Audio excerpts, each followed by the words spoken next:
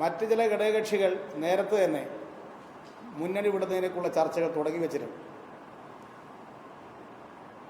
Janata Dal United, RSP തുടങ്ങിയ കക്ഷികളും അതിനകത്തും ഭൂരിപക്ഷ അഭിപ്രായം മുന്നണി വിടണം എന്ന് ശക്തിപ്പെട്ടുകൊണ്ടിരിക്കുന്ന പശ്ചാത്തലത്തിൽ ഒരു വലിയ ഉരുൾപൊട്ടലാണ് UDF നേരിടാൻ പോകുന്നത്.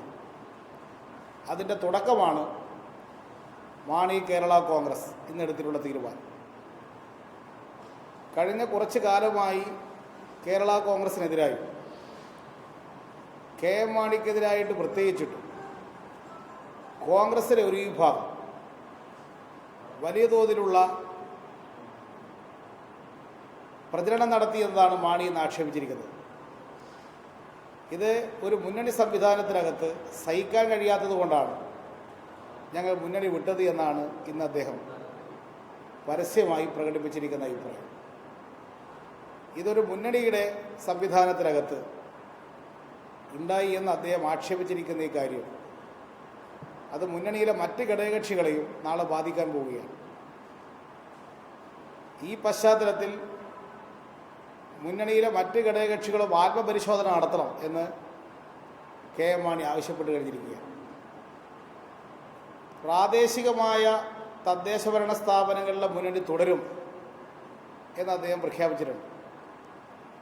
പക്ഷേ ഈ പശ്ചാത്തലത്തിൽ അത്തരമൊരു ബന്ധം അധികകാലം തുടരാൻ പോകുന്നില്ല എന്നതാണ് ഭാവിയിൽ കേരള രാഷ്ട്രീയത്തിൽ സംഭവിക്കാൻ പോകുന്നത്. ഏതായാലും മാണി കേരള കോൺഗ്രസ് കേരള രാഷ്ട്രീയത്തിൽ ഒരു സ്വതന്ത്ര നിലപാട് സ്വീകരിക്കുന്നത് നല്ലൊരു കാര്യമാണ്. ഓരോ രാഷ്ട്രീയ പാർട്ടികളും സ്വന്തം കാലിൽ നിൽക്കാനാണ് ശ്രമിക്കേണ്ടത്. അത്തരമൊരു ശ്രമം മാണി കേരള കോൺഗ്രസ് നടത്തുന്നു എന്നത് ഇത് UDFുമായിട്ടുള്ള ബന്ധമില്ലാതെ തന്നെ സ്വതന്ത്രമായിട്ട് നിൽക്കാൻ കഴിയും എന്നൊരു പ്രഖ്യാപനമാണ് മാണി കേരള കോൺഗ്രസ് നടത്തിയിട്ടുള്ളത്. ഇത്തരമൊരു പാത നാളെ മറ്റ് UDFിലെ ഘടകകക്ഷികൾ പിന്തുടരാൻ പോകുന്നു എന്നതിൻ്റെ സൂചനയാണ്.